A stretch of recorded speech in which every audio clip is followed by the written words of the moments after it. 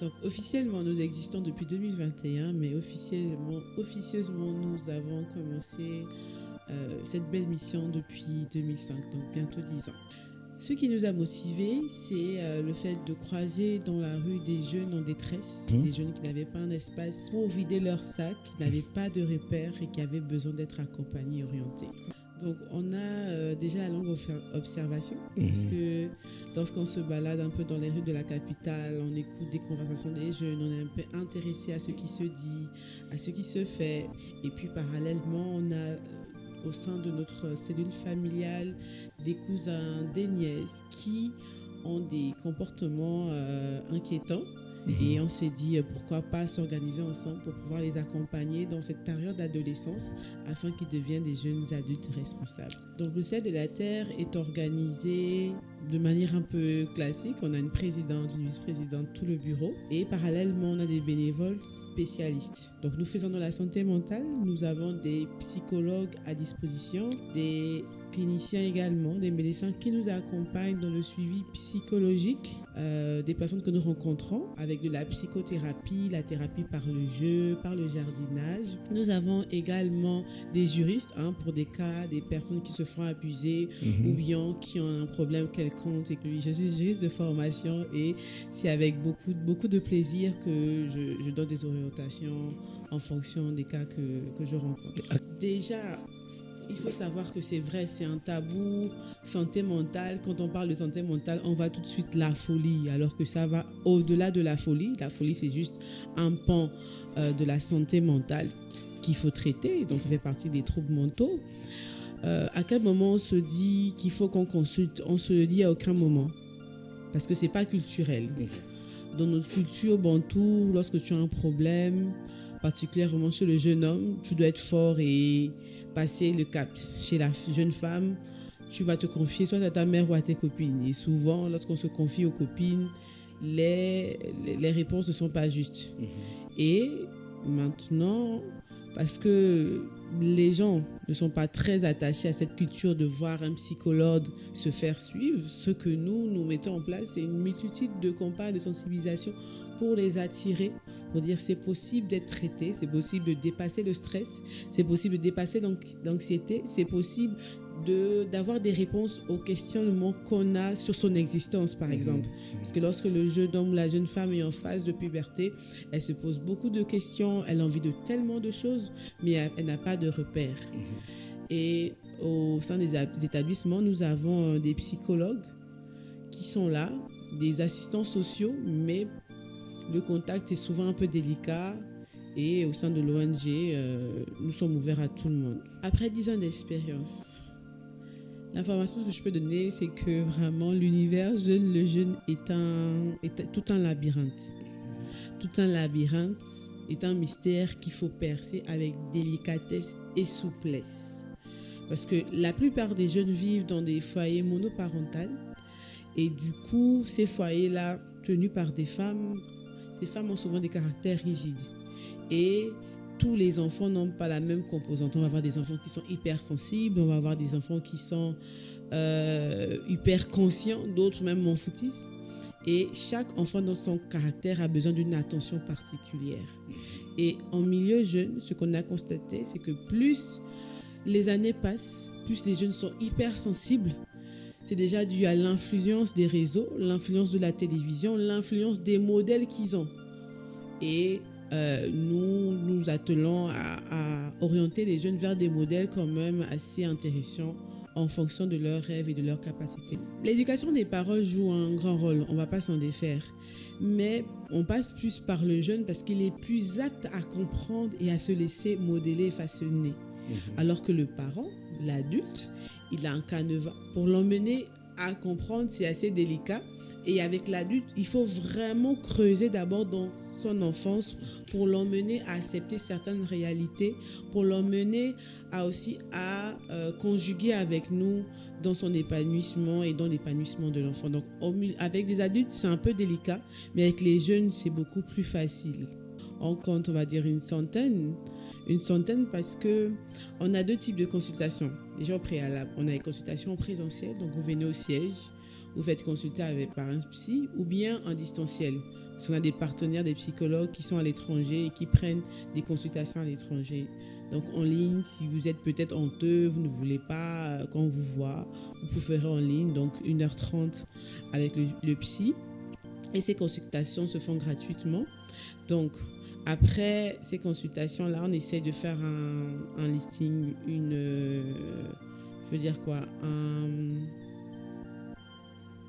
un pourcentage, voilà, un pourcentage de présentiel et de distanciel. Et après ce pourcentage-là, on voit l'évolution. Parce qu'on prend des thérapies, se font sur 3 mois. Donc, c'est 3 mois minimum pour avoir un changement de caractère et de comportement. Donc, un suivi régulier sur 3 mois. Et après les 3 mois, on établit un diagnostic pour évaluer les transformations. En termes de transformation, nous avons eu plusieurs jeunes qui avaient eu la perte des parents. Donc, des jeunes filles et des jeunes hommes qui n'arrivaient pas à faire face aux difficultés liant à la perte tragique d'un parent. Nous avons pu voir des sourires et des vies transformées à ce sens. Nous avons également pu voir des transformations au niveau des cas des jeunes dames qui avaient été victimes des abus par leur oncle et parfois par leurs camarades de classe. Nous avons aussi des jeunes hommes qui avaient été victimes aussi de la violence au milieu scolaire, vraiment des intimidations pour reprendre confiance en eux. Et le cas le plus patent, on va dire, qu'on a eu, c'est ces jeunes hommes qui s'étaient investis dans la drogue, dans les drogues dures. Donc, il n'y avait plus de solution pour lui. Ils sont allés à Melaine, ils ont essayé de le traiter même à l'indigénat. Voilà, traditionnellement, ce n'est pas passé. Et puis, on l'a rencontré, on a fait des suivis à domicile. Au départ, lorsqu'on y allait, il était enchaîné. Et puis, au fur et à mesure, les parents ont constaté qu'il était moins agressif. Donc, on enlevait les chaînes. Et puis, au fur et à mesure, par des thérapies, par l'écoute aussi. Parce que la première arme, c'est l'amour. Lorsqu'une personne est en détresse psychologique, elle subit le rejet. Donc nous, avec les équipes, lorsqu'on va vers ces personnes-là, on apporte de l'amour sans jugement et associé à des thérapies. Et aujourd'hui, c'est un jeune homme qui s'est fiancé il y a quelques semaines, qui a repris goût à la vie, qui a arrêté avec les stupéfiants et qui est un jeune fonctionnaire engagé dans son administration. Les difficultés les plus fréquentes, ça va peut-être paraître un peu bizarre, c'est le fait que le jeune s'attache un peu plus que la normale. Parce qu'on a des jeunes, lorsqu'on les suit, au lieu de se laisser seulement dans le suivi, ils vont développer des sentiments amoureux. Lorsqu'un jeune homme n'a pas confiance en soi et puis que nous l'accompagnons vers la confiance en lui, il nous idéalise. Donc je parle en tant que les femmes qui font le suivi nous idéalisent. C'est le manque d'amour et comme je disais, on fonctionne avec des bénévoles et selon leur disponibilité. Donc si on a un psychologue, une femme qui est disponible, elle va travailler avec nous. Si on a un homme, bien que chaque patient est suivi par un psychologue bien précis. Donc on ne peut pas déterminer en avance qui va s'occuper de qui. Mais on est en train aussi de voir comment faire un équilibre. Mais c'est plus facile pour un jeune homme de s'ouvrir à une femme en fait. S'il fallait faire le ratio, on va dire qu'on reçoit beaucoup plus de filles quand même. Ah bon, hein? Oui, beaucoup plus de filles. Elles viennent pour quel problème en général? Elles viennent pour des problèmes émotionnels. Donc on a beaucoup d'abus. On a beaucoup aussi de manque de confiance en elles. Mm-hmm. On a beaucoup de jeunes aussi qui sont orphelines aussi, qui viennent vers nous. Mais en général, c'est comme vous l'avez dit, c'est un problème d'amour, un problème d'identité parce qu'elles n'ont pas de repères.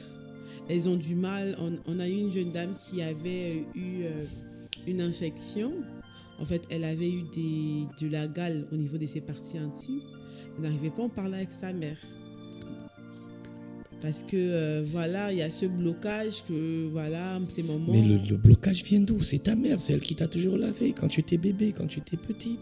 Ça ne s'expliquerait pas, ce blocage, mais ce sont des blocages qui existent parce que la jeune dame se trouve honteuse.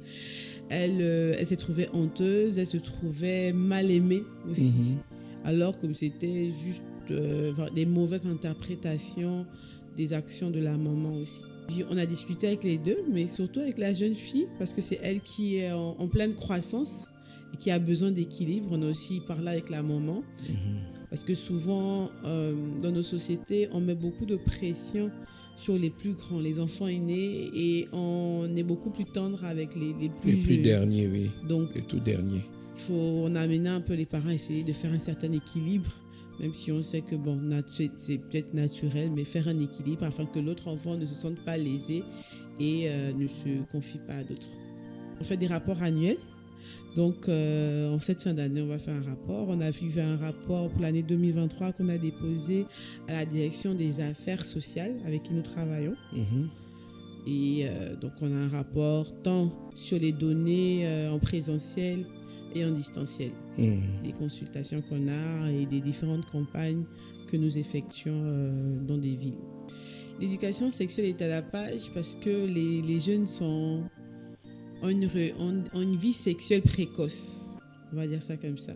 Vous allez avoir une fille de 12 ans qui est enceinte. C'est parce qu'elle a eu un rapport sexuel. C'est pas souvent lié à un viol. Parce que souvent on dit, mais peut-être qu'elle a été violée. Mais on a reçu beaucoup aussi des parents qui ne comprenaient pas comment leurs jeunes filles peuvent être actives sexuellement aussitôt. Mais c'est déjà l'influence extérieure et puis parfois aussi le besoin de se sentir aimé. Donc l'éducation sexuelle, ces temps, elle est vraiment importante. Elle est décriée de partout pour pouvoir encadrer la sexualité, parce qu'au-delà des grossesses précoces, nous avons également les maladies sexuellement transmissibles qui peuvent écourter la vie de nos jeunes. C'est vrai qu'en 2024, la société évolue, mais les mentalités évoluent à leur rythme. Ça paraît ne plus être tabou, mais c'est toujours délicat pour un parent de parler de sexualité. Il peut faire confier l'enfant à des professionnels pour mettre les mots qu'il faut. Et c'est là où nous, on intervient au milieu jeune. On parle avec les mots des jeunes, avec les mots qu'il faut, avec des démonstrations, des vidéos, des images, des professionnels pour déjà dire aux jeunes que la sexualité, elle existe. Elle est importante, mais elle n'a pas besoin d'être pratiquée le plus tôt possible. Donc, nous les encourageons à avoir une sexualité responsable. Sexualité des jeunes, pour nous, d'abord, c'est de connaître son corps. Parce que la plupart des jeunes hommes, des jeunes femmes ne connaissent pas leur corps. Peut-être pas aussi loin dans la philosophie, mais c'est de connaître déjà l'ensemble de son corps, les organes sexuels, savoir les nommer, connaître leurs fonctions. Donc déjà, c'est la base. L'organe sexuel est placé, je peux dire, au même endroit, mais n'a pas la même forme déjà chez les filles et chez les garçons. Donc déjà, pour le jeune homme, c'est savoir qu'à partir d'11 ans et demi, 12 ans, tu peux te réveiller le matin et trouver ton lit mouillé. C'est pas que tu as fait pipi, mais ce sont des signes déjà que les spermatozoïdes sont prêts à être produits. Donc déjà ça. Et puis la jeune fille, savoir qu'à 11 ans, 12 ans, il y a des menstrues qui vont arriver. C'est le signe que tu peux déjà être maman. Donc déjà avoir ces petites bases-là. Et puis après expliquer que dans la sexualité, il faut au préalable être consentant déjà. Le rapport sexuel, ce n'est pas une phase de bagarre ou une phase où tu vas être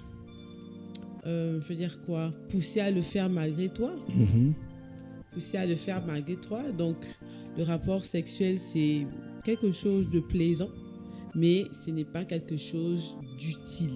Comment on peut apprendre ça? Déjà, avant l'apprentissage, on va dire, au sein de l'ONG, on a l'exposition aux écrans, que ce soit sur Internet ou à la télé. L'enfant est exposé déjà aux gens qui se touchent, qui se caressent, qui s'embrassent. Donc, elle a déjà une petite idée de ce que c'est la sexualité. Pour les jeunes, le chemin est précis. Lorsqu'on est en couple, on doit avoir du sexe. Alors que ce n'est pas une obligation d'être en couple et avoir du sexe. Donc, ce que nous, on apprend, c'est d'abord de s'aimer, de se rassurer que les sentiments sont réels, et puis de ne pas d'abord se porter rapidement. Comment se rassurer?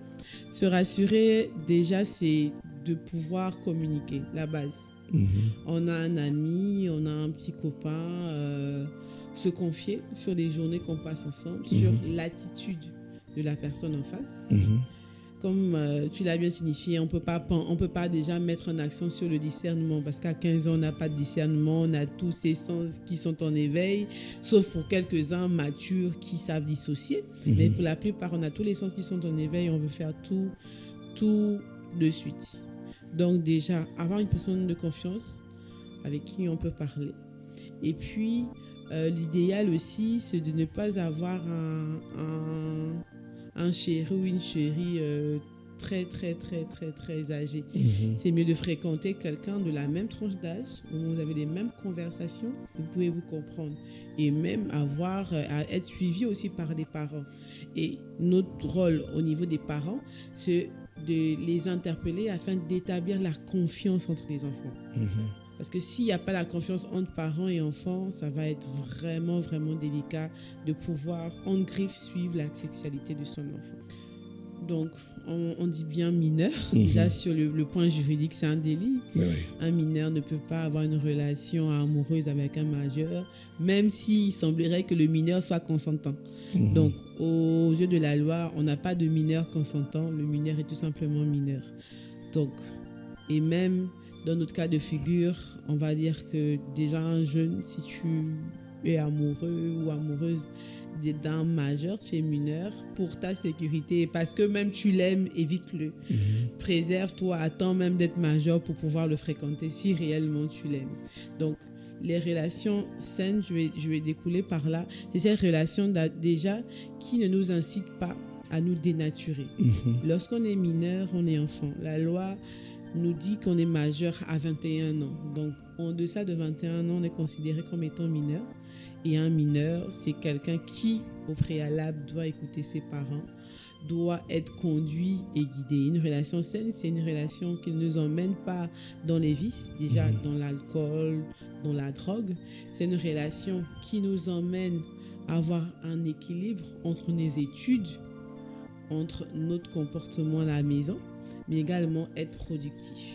Donc pour les plus âgés, on parle de relations toxiques, quelqu'un qui passe son temps à vouloir te posséder, à vouloir tout le temps être avec toi, à t'empêcher même à étudier. Si tu es dans une relation, tu n'arrives plus à te concentrer, tu n'arrives plus à étudier, tu n'arrives plus à respecter tes parents, tu étais une fille docile ou un garçon docile, tu commences à être agressif, changer de comportement, c'est que la personne que tu fréquentes n'a pas une belle influence pour toi et c'est une relation malsaine qu'il faudra toiletter pour pouvoir sortir de là. Entre mineurs, il peut arriver des relations malsaines parce que chaque mineur est influencé par son environnement.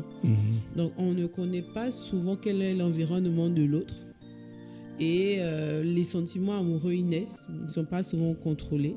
Mais lorsque ces sentiments amoureux sont là, il est important d'être guidé pour pouvoir faire la part des choses et ne pas se laisser emporter par un mineur qui, en griffe, serait déjà contaminé par une mauvaise éducation. On a reçu un cas, le nom m'échappe, scientifique, mais je vais juste illustrer. On a des personnes qui naissent avec deux sexes. C'est lorsque vous voyez leur nudité que vous pouvez remarquer qu'à un pan, on a un pénis et puis de l'autre côté, on a des lèvres vaginales. Maintenant, souvent, on a eu ce cas-là parce qu'après, la lourde charge que les parents ont, c'est de définir en fait lequel va être fonctionnel. Il faut garder parce que la personne ne va pas rester tout le temps avec. Et il y a des examens qui vont démontrer si on a plus d'hormones féminins ou d'hormones masculins. Et ensuite, il va y avoir l'opération pour situer lequel des sexes va rester. Donc, on avait eu un cas dans ce sens où cette personne était démoralisée. Donc, le jeune grandissait, avait autour de 12 ans. Donc, les parents étaient un peu négligents. Souvent, on le fait en bas âge pour éviter que l'enfant soit traumatisé et autres. Mais les parents n'arrivaient pas à se décider. L'un voulait une fille, l'autre voulait un garçon. Donc, du coup, ils n'ont pas trop pensé au bien-être de l'enfant. On a dû suivre ce jeune-là durant tout son processus pour l'emmener à se connaître et à se définir. Donc, c'est quand même un cas délicat parce que c'est une personne qui avait grandi dans la peau d'un garçon, mais les hormones étaient plus féminines. Donc, Au cours de 12 ans, on avait déjà les seins qui commençaient un peu à sortir, ce qui n'était pas normal pour un garçon et autres. Donc, il fallait faire ce suivi-là pour l'accompagner, pour qu'elle s'approprie, on va un peu dire, de sa réelle personnalité, même si elle a été orientée par les hormones. Et puis, c'est une personne que nous suivons quand même de près, parce que c'est quand même un processus assez long. Les questions de consentement sont à l'ordre du jour chaque fois qu'on a un mineur, surtout les jeunes femmes, parce que ce sont les plus exposées, notamment au viol. Et on les inculque aussi un peu des notions de droit pour les emmener à parler si cela arriverait. Oui. Même si ce ne sont que des attouchements. Parce que souvent on minimise même l'attouchement, le fait de se faire embrasser, avoir un flirt de manière forcée, c'est déjà un abus sexuel. Le fait même de faire introduire des objets, c'est déjà un abus sexuel. Donc on essaye de démystifier en fait tout ce qu'il y a autour du consentement et d'emmener la jeune fille à être consciente de ce qu'elle veut. Parce que le plus souvent, comme vous l'avez dit, après des abus, elles rentrent dans le monde sexuel, certaines vont dans la prostitution, certaines essayent de suivre le rythme et elles perdent leur identité. Et c'est là le plus mal. Nous avons même reçu une étudiante que nous avons suivie pendant près d'1 an, parce qu'elle s'était fait abuser par son petit ami. Le petit ami s'est dit, bon, on est en couple. Puis qu'on est en couple, c'est normal qu'on ait des relations sexuelles. Mais la jeune dame, elle n'était pas prête. Donc, elle n'a pas donné son consentement. L'acte s'est produit. Mais après, là, elle est rentrée dans une colère noire. Elle a été dépressive parce qu'elle n'avait pas donné son consentement. Elle avait imaginé sa première fois d'une autre manière. Donc, le consentement, c'était un point vraiment important sur lequel nous dialoguons. Le consentement pour la première fois et même pour les autres fois. Parce que vraiment lever cette culture de on est en couple égale relation sexuelle. Donc, le jeune garçon aussi, on a aussi eu des cas, un jeune garçon qui s'est fait violer par sa petite tante. Donc, c'est même plus délicat pour le jeune garçon de s'ouvrir. Parce qu'un homme qui se fait violer s'apparente comme étant un homme faible, alors que le jeune garçon aussi, il n'a pas d'office actif sexuellement parce que c'est un homme, il n'a pas besoin d'avoir une relation sexuelle avec une femme pour montrer qu'il est un homme. On a des jeunes garçons assez pudiques et réservés qui, eux aussi, ont besoin d'avoir ce consentement-là, d'être aptes pour pouvoir avoir des relations sexuelles. Bon, l'éducation sexuelle, on va parler de la contraception aussi. C'est très important parce que on a un taux quand même de prévalence du sida et des MST, des IST. Parler de la contraception, donc inciter les jeunes à se protéger, ceux qui sont sexuellement actifs. Inciter également les parents à dialoguer sur le sujet. Ou un parent, si tu sais que ton enfant est déjà sexuellement actif, ça ne dérangerait pas de lui offrir des préservatifs. Les parents n'ont pas le courage. Je vais prendre une image vraiment terre à terre. Vous imaginez un père qui sait que sa fille est sexuellement active, ça veut dire un préservatif féminin, ou elle peut se mettre sous pilule, par exemple, même s'injecter et tout, et puis elle va te dire, tu penses que moi, je vais imaginer que ma fille soit dans telle ou telle position, fasse telle chose. Ok, on comprend que c'est une barrière déjà, on va dire émotionnelle, psychologique, mais après, ce qu'on emmène souvent aux parents à comprendre, c'est que autant vous aimez votre fille, parce que c'est souvent chez les filles qu'il y a le blocus, autant vous devrez l'encourager à se protéger et à se préserver. C'est vrai que c'est pas une pilule facile à accepter, mais il faut aussi démontrer cet amour dans ce sens-là. Nous avons, en parlant des parents, un projet de travailler avec l'association des parents d'élèves pour inciter davantage les parents à s'engager dans la vie sexuelle et reproductive de leurs enfants. Parce que nous, ils viennent à notre centre, c'est pour un temps, mais ceux qui sont perpétuellement avec eux, ce sont les parents. Donc, c'est véritablement à eux de prendre le relais.